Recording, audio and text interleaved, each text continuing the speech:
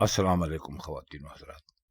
آج میر تقی میر کی جو غزل ہمارے سامنے ہے اس کا پہلا شعر ہے: طریق خوب ہے آپس کی آشنائی کا، نہ پیش آوے اگر مرحلہ جدائی کا. طریق کا مطلب آپ سب جانتے ہیں، یہاں پر آپ اس کو راستہ کہہ لیجئے، لیکن یہاں پر یہ طریقہ کا کے جو معنی ہیں وہ بھی دے رہا ہے. اور اس میں اگر اس کو ذرا غور سے پڑھیں تو یہ شعر جو ہے یہ آپ کو جیسے پہلے بھی ہم نے کہا تھا کہ سبک بیانی یا کم بیانی یعنی انڈر اسٹیٹمنٹ کا بھی اچھا نمونہ ہے.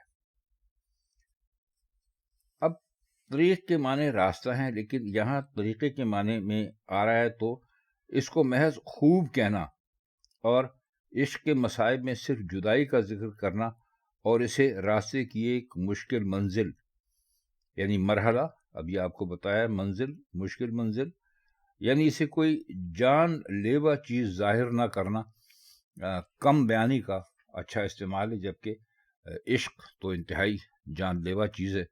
تو اس کو ایک طرح سے یہاں پر بیان کرتے وقت میر صاحب نے انڈر اسٹیٹمنٹ کا استعمال کیا ہے.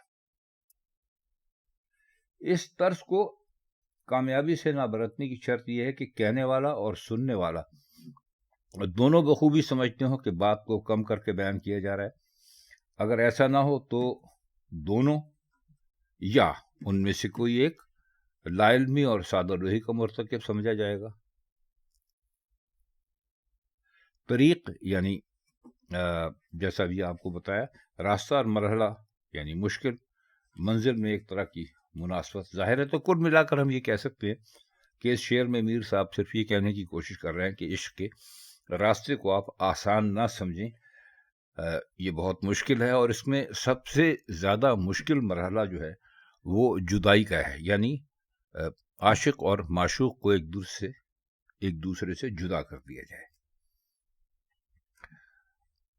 اب ہے اس کا شعر نمبر 2: ہم ہی ہیں دیر و حرم اب تو یہ حقیقت ہے، دماغ کس کو ہے ہر در کی جبہ سائی کا. دیر و حرم آپ جانتے ہیں کہ کسے کہتے ہیں، مسلمانوں کو تو بہت اچھی طرح پتہ ہے. اب دماغ کس کو ہے کا مطلب یہاں پر آپ یوں سمجھ لیجئے کہ کس کے پاس سوچنے کی اتنی فرصت ہے. اور جبہ سائی کا مطلب ہوتا ہے ماتھا رگڑنا.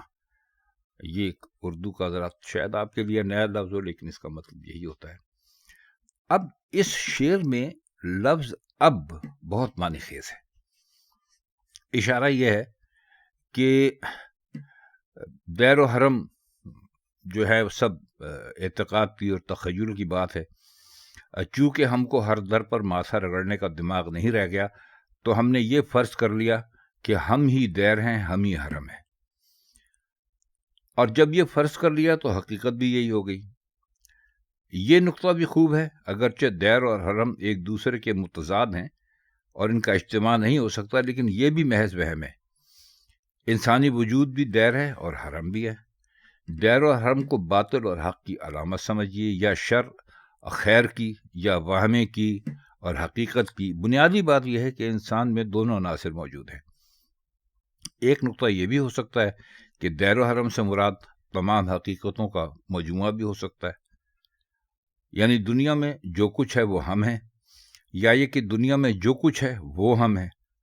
پھر یہ بھی دیکھیے کہ خود کو دیر و حرم فرض کرنے کی وجہ کوئی کشف حقیقت یا عرفان ذات نہیں ہے کہ اپنی ذات کو پہچان گئے ہوں صوفیوں کی طرح. یہ بس ایک ترنگ ہے کہ در در کی ٹھوکریں کھانے کی اب ہمیں ہمت نہیں ہے، اس لیے یہی فرض کر لیتے ہیں کہ ہم ہی دیر ہیں، ہم ہی حرم ہیں. مزید یہ کہ دیر و حرم یعنی حقیقت کی تلاش معروض کے حوالے سے نہیں ہو سکتی. جو شخص اپنے ہی اندر تلاش کرتا ہے وہ نقصان میں نہیں ہے. آخری نقطہ یہ ہو سکتا ہے کہ جو لوگ دیر و حرم کے معروضی اور خارجی وجود میں یقین رکھتے ہیں انہیں ہر در پر سر جھکانا پڑتا ہے، کیونکہ خارج کی جو دنیا ہے یعنی انسان کے باہر کی جو دنیا ہے اس میں تو آپ کو جگہ جگہ دیر و حرم ملتے ہیں، جگہ جگہ سر جھکانا پڑتا ہے. مطلب یہ کہ جب بھی آپ کو مشکل حالات پیش آتے ہیں آپ کو اپنے مشکل حالات کے لیے بہت سارے سمجھوتے کرنے پڑتے ہیں. اور نہ صرف اس معنی میں اس دنیا میں بہت سی مسجدیں ہیں، مندر ہیں، بلکہ اس لیے بھی کہ ہر عبادت کا جو شیخ ہوتا ہے وہ یہ دعویٰ کرتا ہے کہ اصل حقیقت اور معرفت اس کے پاس ہے. یعنی اس لیے اگر صرف اپنی ذات کو دیر و حرم فرض کیا جائے تو درد درد کی جبہ سائی سے بھی فرصت مل جائے گی. علامہ اقبال کا بڑا مشہور شعر ہے، یہ ایک سجدہ جسے تو گناہ سمجھتا ہے، 1000 سجدوں سے دیتا ہے آدمی کو نجات. تو بس انہوں نے یہ کہا کہ ہم باہر کی دنیا میں جو چیزیں پائی جاتی ہیں عبادت کرنے والی، ہم اب ان کی عبادت کرنے کا اب ہمارے اندر اتنا حوصلہ نہیں رہا، تو ہم نے اپنے آپ کو ہی دیر و حرم بنا لیا ہے اور ہم اپنی ہی عبادت کرتے ہیں. عبادت سے مراد یہ ہے ان کی کہ اپنی ہی پرستش ہم ایک طرح سے کرتے ہیں. تیسرا شعر ہے، نہیں جہان میں کس طرف گفتگو دل سے، یہ قطرہ خوں ہے طرف خدائی کا. طرف ہونے کا مطلب یہاں پر ہے مقابل ہونا یا سامنے ہونا. بہت دلچسپ شعر ہے. اب اس کا دوسرا مصرع بہت اچھا ہے. خدائی یہاں دونوں معنوں میں صحیح ہے، یعنی ایک تو محاوراتی معنی یعنی تمام دنیا. خدائی کہتے ہیں، آپ نے سنا ہوگا، اکثر لوگ کہتے ہیں کہ تمام خدائی میں فلاں کی مثال نہیں ملتی، مطلب ہے تمام دنیا میں فلاں کی مثال نہیں ملتی. اور ایک لغوی معنی بھی، یعنی خدا ہونا، یعنی جو گاڈ ہوڈ ہے. تو پہلے مصرے میں کس جگہ کی جگہ کس طرف بھی اچھا استعمال کیا ہے، کیونکہ اس میں شش جہات کا تصور بھی. اب آپ شش جہات پوچھیں گے کیا ہوتا ہے؟ شش جہات کا مطلب ہے 6 طرفیں.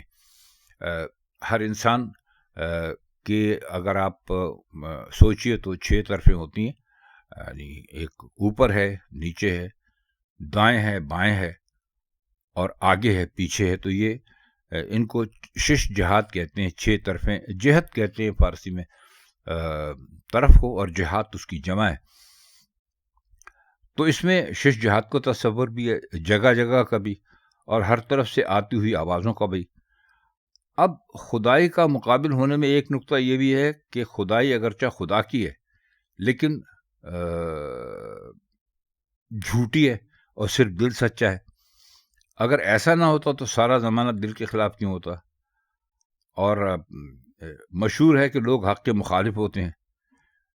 تو غالب نے بھی اس کو استعمال کیا ہے، جو اپنے موقع پر کبھی ہم انشاءاللہ ضرور اس کی بھی تشریح آپ کی خدمت میں پیش کریں گے. فی الحال تو ہم یہ غزل دیکھ رہے ہیں میر کی. اس کا اگلا شعر بھی دیکھ لیتے ہیں. اچھا ہے، اس کا آخری شعر ہے، جہاں سے میر ہی کے ساتھ جانا تھا لیکن کوئی شریک نہیں ہے کسو کی آئی کا. جہاں کا مطلب دنیا ہے. کسو آپ کو بتایا تھا کسی کے لیے استعمال کرتے ہیں. 150-200 سال پہلے تک کسی کو کسو کی بولا کرتے تھے، لکھتے بھی تھے. آئی کا مطلب ہے، آئی سے مراد یہاں پر ہے موت.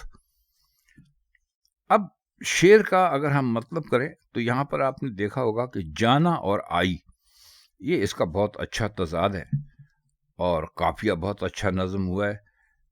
اس شعر میں ایک خوبصورت پہلو اس کا بولنے کا انداز بیان ہے کہ میر کے مرنے کا تھوڑا سا افسوس بھی ہے، موت کی تنہائی اور مجبوری بھی ہے، لیکن ساتھ ساتھ ایک طرح کی سرد مزاجی اور بے مہری بھی ہے. میر مر گیا تو کیا کیا جائے، سبھی کو مرنا ہے اور اکیلے مرنا ہے. اور اس شعر میں معشوق سے مخاطب نہیں ہے، لیکن کوئی قریبی دوست یا عزیز ضرور ہے. اسی وجہ سے شعر میں کیفیت پیدا ہو گئی. اور میر کی موت پر محض ایک عام تبصرہ ہوتا، ہاں صاحب سب کو جانا ہے اور تنہائی جانا ہے، تو وہ بات پیدا نہ ہوتی جو پہلے مصرے میں اس بیان سے پیدا ہوئی. اور سچی بات تو یہ کہ ہمیں بھی میر کے ساتھ ہی مر جانا چاہیے تھا. تو یعنی ان کی مراد یہ ہے، اپنے آپ کو مخاطب کرتے ہوئے میر نے یہ بات کہی. تو خواتین حضرات، یہ میر کی آج کی غزل تھی. کسی اور محفل میں پھر آپ سے میر کی کسی اور غزل کے ساتھ ملاقات ہوگی. تب تک کے لیے ہم چاہتے ہیں آپ سے اجازت. خدا حافظ.